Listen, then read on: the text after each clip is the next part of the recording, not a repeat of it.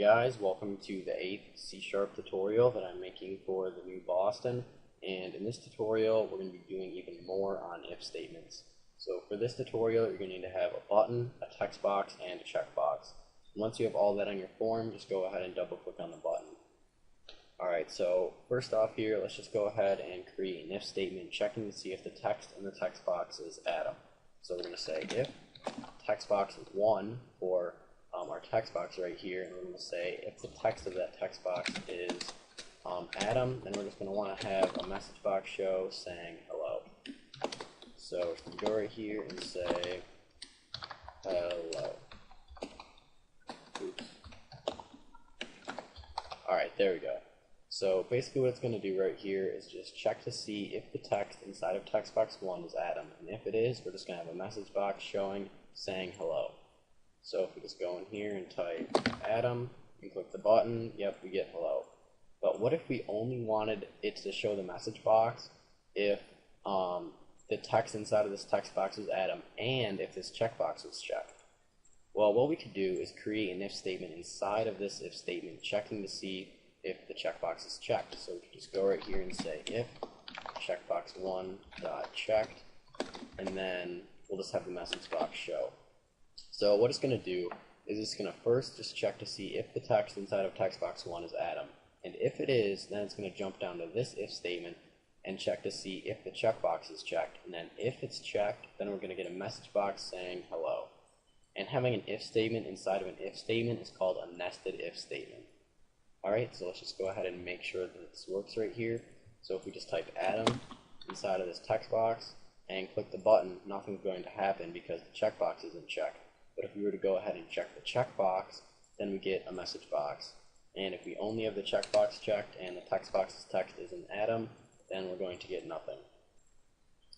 Alright, and what if you had something else that you wanted to check? Like you wanted to say like if int alright, so if you wanted to say like if int I equals 0, then you'd have to have another if statement inside of here saying if I equals 0, then we want to have a message box show. So the only way for a message box to show now is if text box 1's text equals Adam, if the checkbox is checked, and if I equals 0. Well, that's not very practical. A way easier way of doing this is using something called AND. So we can just go ahead and delete all of this, and what we can do right here is just put two AND symbols right after this. So right after this, we can say and checkbox 1 is checked. So now what it's going to do is it's first going to check to see if text box 1's text equals Adam. And if it does, then it's going to check to see if checkbox 1 is checked. And if both of these are true, then we're going to get a message box saying hello. So we're just going to say right here, hello. Okay, so let's just go ahead and make sure that this works. So if we just type Adam in here and we don't have the checkbox checked, we're not going to get a message box. But if we do check the checkbox, and text box 1's text is Adam, then we will get a message box. But if only the checkbox is checked, then we won't. And you can have as many ands after this as you want. So you could say if checkbox 1 is checked and text box 1's text equals Adam, and I equals 0, then that's fine. You can have as many ands as you want. Alright, so we've already looked at AND. Now let's take a look at OR. So to do OR, you're just going to want to do two vertical lines. And to do or create these vertical lines, you're just going to want to hold Shift and go above your Enter key. And then just hit that twice, so just two vertical lines. And then if we wanted to say if text box 1 text equals Adam or checkbox 1's checked, then this message box will show. So basically what's going to happen is it's going to go and check to see if text box 1's text equals Adam.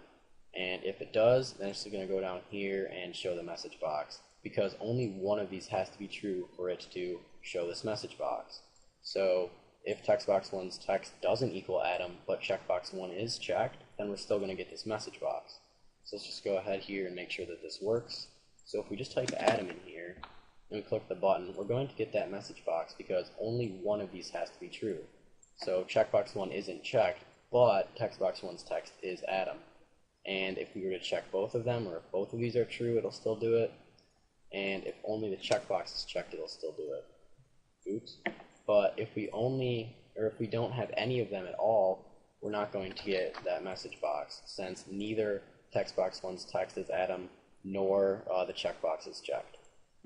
Alright, and just like the AND, you can have as many ORs as you want. So if you wanted to say OR I equals 0, then it's just going to always show this message box since I is equal to 0.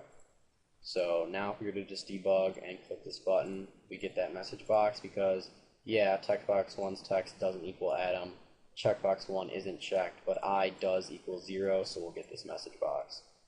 Alright, so that's pretty much it for this tutorial, so see you guys.